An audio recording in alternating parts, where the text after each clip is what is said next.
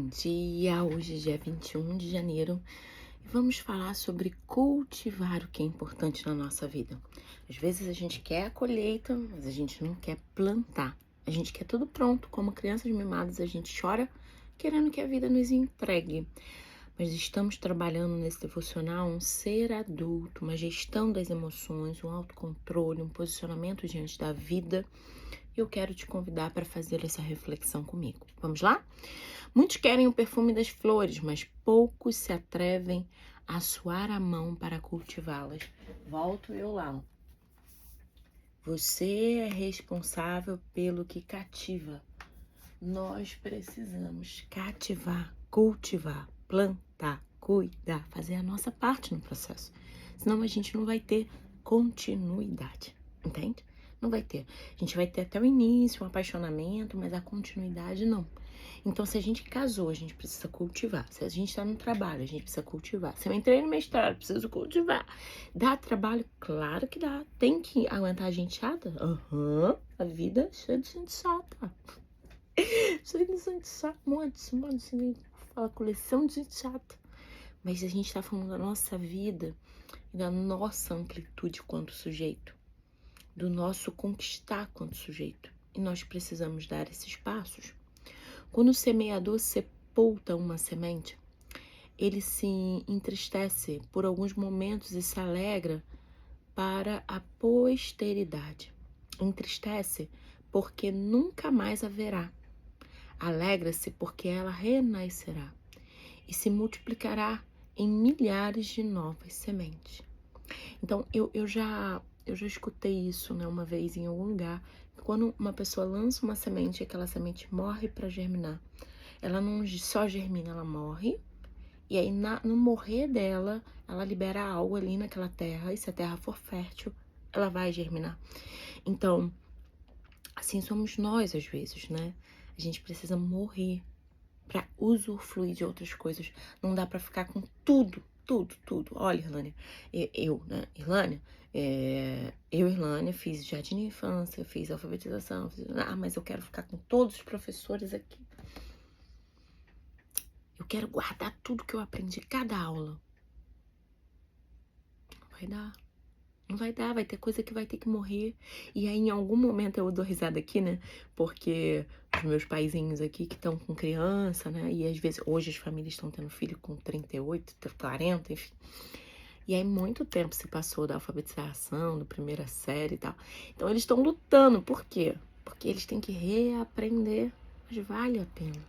Quando você vê um filho crescer, quando você vê o filho, você aprendendo, ensinando. É difícil? Mas é gostoso. Não coloque as coisas só como ruim, difícil, pesado. Coloque as coisas como um sabor da jornada. Você tá caminhando, você tá passeando na vida, né? Então, tem uma jornada, tem coisas que precisam morrer, tem coisas que precisam reviver, tem coisas que precisam ser deixadas de lado, tem coisas que tem que abraçar e acolher. A gente só precisa ter discernimento para saber o que tem que ficar, o que tem que ir. O mestre do amor semeou as mais belas sementes no árido solo da alma e do espírito humano. Cultivou-as com suas aflições e irrigou-as com o seu amor. Foi o primeiro semeador que deu vida para as suas sementes. Por isso, elas germinaram e transformaram a emoção e a arte de pensar em um jardim, com as mais belas flores. O Augusto Cury, ele tem um livro que é a Análise da Inteligência de Cristo. E ele vai estudar, né, o mestre do amor, o mestre da vida, o mestre da verdade, o mestre, ele vai estudando as características de Jesus, ele faz análise da mente de Cristo. E ele é um homem ateu, ele é um homem que não acredita em nada e tal. E nessa jornada que ele vai construindo, ele começa a olhar para Jesus de forma diferente. E ele fala, eu gosto desse homem, eu gosto. Porque ele é um homem que tem muito para ensinar, mesmo que você não acredite em nada. Mas vamos olhar para o que esse homem fez. E os livros dele têm como base, todos, em algum momento, características de Jesus. Jesus como um discipulador, amor, cura. Então, assim, eu gosto disso, né? Porque não é um olhar cristão, um olhar diretivo, mas é um olhar de um cientista que sentou para avaliar essa figura que mudou a história antes de Cristo e depois de Cristo, ok? A vida ficou muito mais alegre e mais suave depois que ele nos ensinou a viver.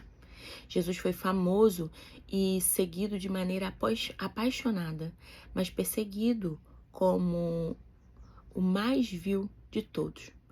Soube ser alegre, soube sofrer. Fez da vida humana uma fonte de inspiração. Escreveu recitais com alegria e poemas com dores. Teve o maior sonho e a maior meta de todos os tempos. Talvez fosse a única pessoa que conseguia erguer os olhos e ver os campos verdejando, quando só há pedras e areia em sua frente. Ele nos ensinou que é preciso ter metas, nos encorajou a sonhar com essas metas, mostrou-nos que podemos romper as algemas do medo e as amarras das nossas dificuldades. Colocou colírio em nossos olhos e nos revelou que nenhum deserto é tão árido e tão longo que não possa ser transposto. Olha aqui, Jesus está dizendo, nos ensinou que a gente precisa fluir. A gente vai ter desafios, sim.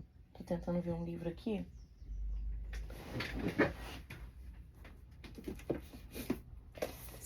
Esse livro, Nunca Desista dos Seus Sonhos. Eu acho que esse livro foi um dos primeiros livros do Augusto Cury que eu li. E ele fala dele. Ele fala de 4 personalidades, na verdade. Ele fala de Jesus, ele fala dele, e ele fala do... acho que é Albert Einstein, né? E ele vai falando sobre não desistir. Ele fala que ele era considerado burro. Quando ele falou que ia fazer medicina, as pessoas riram dele porque ele só era um aluno medíocre. Ele só era medíocre, essa é a marca dele. Então, o que eu quero dizer pra você? Tudo pode mudar à medida que você se empenhar. Esse livro aqui fez muito sentido pra mim. Muito, muito sentido. E faz tanto sentido que eu tenho aqui, eu tenho no consultório. Alguns livros eu tenho aqui e tem lá, porque eu quero pegar. E eu sou velhinha, né? Velhinha pega livro, escreve, marca. Então, assim, o que eu quero dizer pra você? Não desista. Não desista dos seus sonhos. Não desista de colocar o perfume nas flores. Não desista de ver a vida de forma bonita. Não desista de sair de lugares que estão te fazendo mal. Lugares que você não é respeitado. Não tenha como meta de vida ficar sendo maltratado nessa existência. A gente tem 80 anos para viver. 100, alguns estão chegando lá. Só não esqueça que nesse período é importante apreciar a jornada, viver intensamente, amar e escrever a sua história, cultivar em você as flores. Beijo grande para você e até amanhã.